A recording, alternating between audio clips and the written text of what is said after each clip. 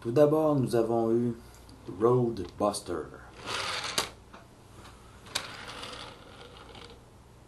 Dans son quasi mode d'attaque. Jetfire en a fait un de lui-même. Numéro 1. Je vais essayer de tenter l'expérience moi-même. Juste si tu peux me rappeler le lien Jetfire, où est-ce que tu nous montres ton Battle Mode pour Roadbuster, j'apprécierais. Juste pour le plaisir d'essayer un trip comme ça. Donc, le premier Wrecker à avoir vu le jour sur les tablettes, Roadbuster. Ensuite, nous avons eu l'insigne honneur de voir Top Spin dans son mode Battle. Et ensuite, bien, nous avons eu les Human Alliance de Roadbuster et de Leadfoot. Et nous sommes condamnés à ne pas avoir de Human Alliance Top Spin. Et le public, le large public, est condamné à ne pas avoir le Deluxe de Leadfoot, excepté certains qui ont eu l'insigne honneur et la grande chance d'avoir un compte eBay et des avoirs à prix relativement modiques. Voici pour votre plaisir une revue qui a déjà été faite par notre ami Jetfire et qui m'a convaincu d'ouvrir un compte eBay et d'acheter cette petite merveille pour les 60$ qu'il parlait. Et je dois dire avec beaucoup de satisfaction que je ne suis pas déçu et je suis très heureux d'avoir suivi le conseil de Jetfire. Je l'ai acheté. C'est cher un peu pour un Deluxe quand même, mais étant donné que présentement on n'aura pas de release américaine, et bien voilà. L'un des meilleurs jouets Dark of the Moon qui a été fait à date. Malheureusement, on n'aura pas Q. On n'aura pas le Human Alliance de Soundwave. Et le Deluxe de Soundwave non plus. Mais, grâce à un autre ami, j'ai pu mettre ma grosse patte, celle-ci que vous voyez là, et l'autre aussi, sur un Deluxe Dark of the Moon Soundwave, dont je ferai la revue plus tard. Et je ne manquerai pas de donner le crédit à la personne qui m'a aidé à l'avoir. Toujours très serviable. Bon, revenons à nos moutons. Finalement, le trio Deluxe des Wreckers est finalement complété. Les trois larrons de la destruction, un peu redneck dans la version anglaise du film, la version américaine plutôt, où Top Spin ne dit absolument rien et où Roadbuster et Leadfoot s'expriment avec un accent passablement irlandais ou écossais, peu importe. Personnification typique des rednecks qui aiment les NASCAR. Top Spin porte une espèce de coupe de cheveux qu'on appelle un mullet haircut. Leadfoot, une barbe avec une grosse bédaine de bière. Et Roadbuster qui lui a la tête ou le sommet de la tête en forme de palette de casquette. Donc voilà. On va les mettre de côté ces deux-là pour tout de suite et se concentrer sur le T-Bone. Ce que vous voulez voir. C'est censé être la voiture Target NASCAR. Aucun logo de pain. On a le noir, la ligne blanche et le rouge, le gris argenté, le gris mat, un peu de tan ici, les lumières avant en plastique bleu transparent, des garnitures quand même un petit peu du gris métallisé pour la grille, et en dessous on voit l'undercarriage, on voit les pieds, on voit la tête, les mains. On a des ports Mectec à plusieurs endroits.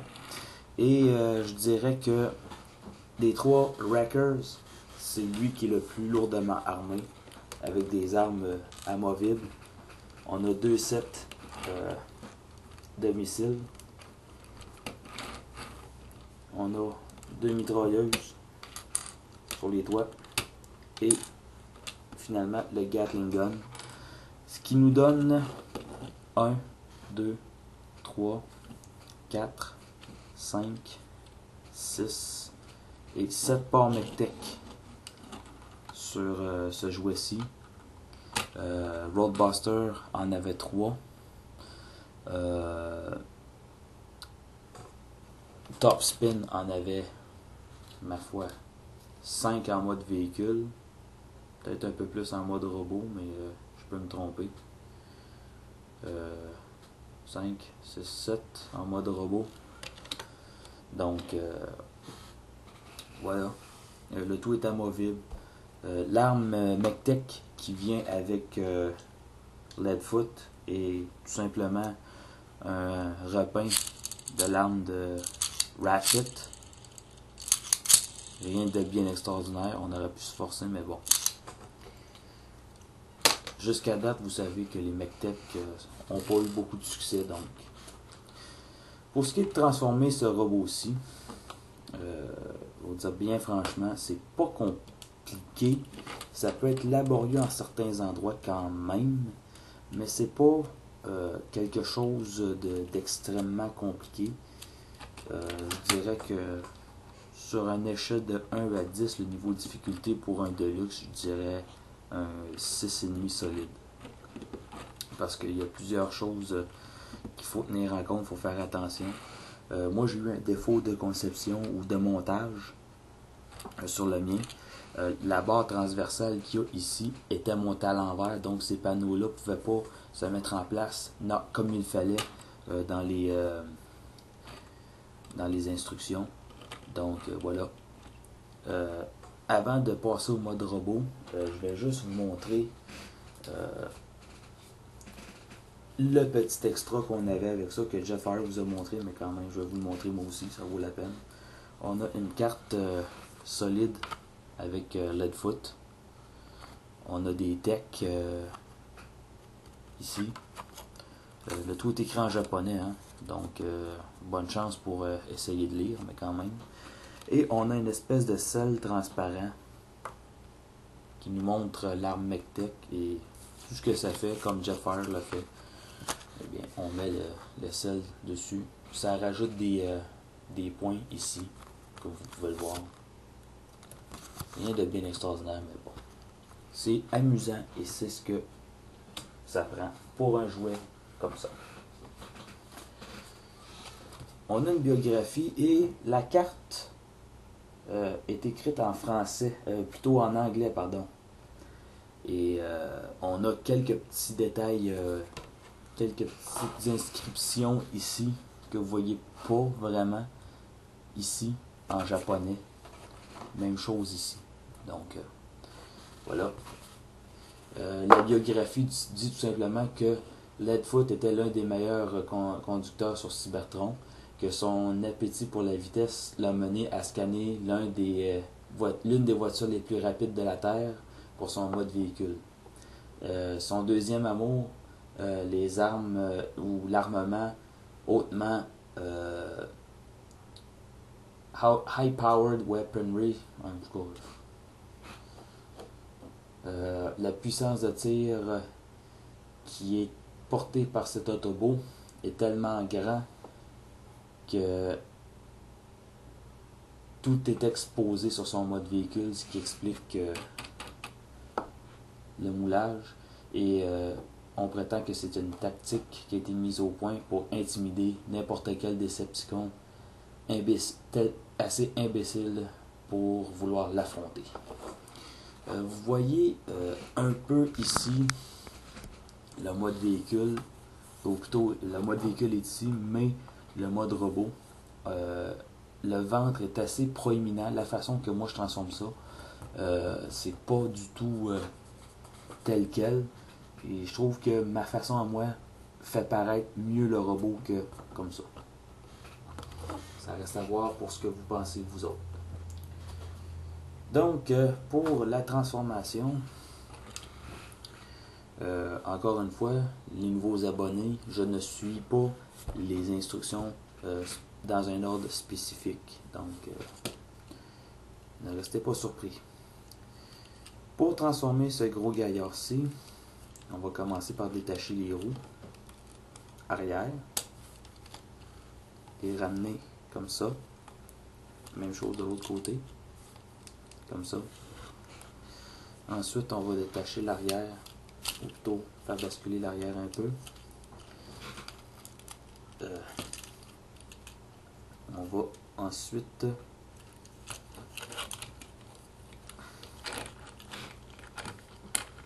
découper l'avant.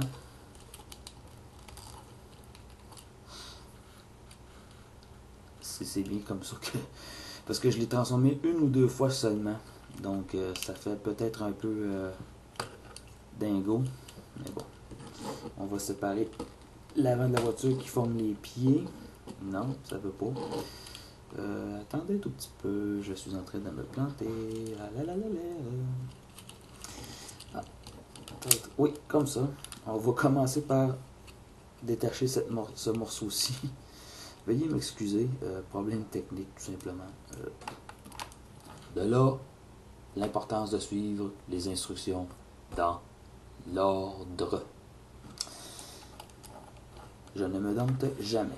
Bon, ça ainsi. On peut écarter les bras comme ça. Et comme ça. On peut même prendre cette partie ici, la faire tourner comme ça. Et répéter de l'autre côté. Comme ça. Pour tout de suite, ça restera pas comme ça. Mais pour tout de suite, ça va faire. On va détacher le toit. Comme ça. Pour faciliter la transformation, on peut détacher les armes. C'est selon votre goût. Comme ça. Ensuite, bon, il y a ces panneaux aussi qu'on peut rabattre comme ça. On va prendre le plastron, l'abaisser vers le bas. Ensuite, on va prendre cette pièce-ci et faire attention. Certaines pièces sont difficiles à tourner. Donc, cette pièce-ci, donc vraiment faire attention pour ne pas abîmer votre robot, surtout au prix qu'il coûte.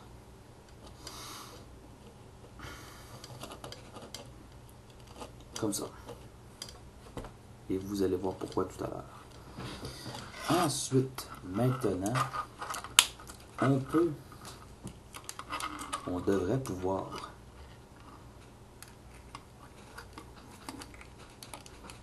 séparer cette partie ici, comme ça, et comme ça. Et maintenant, séparer les pieds, finalement, après moult péripéties. Ensuite, prendre ces morceaux-là et les faire basculer vers le haut. Pardon. Même chose. Et en même temps, on peut les faire basculer vers le bas pour ceux-là. Maintenant qu'on y voit un peu plus clair,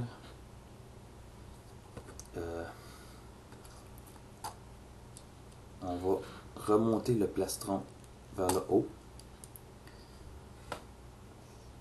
Remonter cette pièce-ci et l'enclencher dans son peg. De cette façon.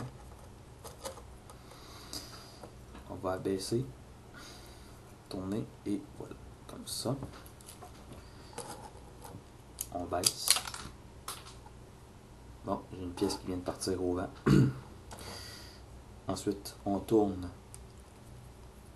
cette pièce-là comme ça. On tourne comme ça. Puis on ramène comme ça. Ensuite, cette pièce-ci va faire une rotation à 180 degrés vers l'arrière. Et on peut sortir la main comme ça. Même chose de l'autre côté. Et voilà. Et ensuite, on va prendre cette pièce-ci, la détacher, faire basculer comme ça. Ok, vous allez partir comme ça, déclipper. Et ensuite, la ramener vers l'avant comme ça.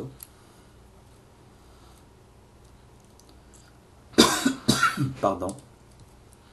Et vous voyez que les roues, il y a un système de glissière juste ici. Vous pouvez ramener les roues vers l'arrière complètement. Et c'est ce qui fait que le ventre est moins proéminent. Donc voilà, comme ça. Plutôt que comme ça.